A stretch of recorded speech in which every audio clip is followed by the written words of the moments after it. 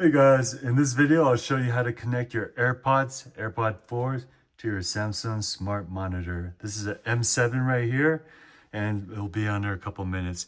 Alright guys, so what we're going to want to do is go to the home, then you're going to want to go to menu over here, then we're going to want to go to settings. Go ahead, use your remote. Go down to all settings down here and then go ahead and click that. Then we're going to want to go to sound, the second one right there. Go to sound output. All right, so go ahead and click sound output. Now we're going to want to go down to Bluetooth speaker list. So once we get to Bluetooth speaker list, go and click that.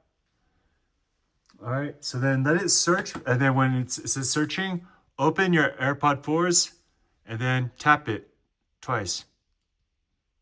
And then this white light will come on, and then it says needs pairing. So that's when you get the remote. Go ahead, click on that. It says the option to pair and connect. We're gonna go ahead and push OK. And then it says AirPods are now connected. So then now you can watch a movie and use your AirPods instead of like a speaker or the monitor speakers.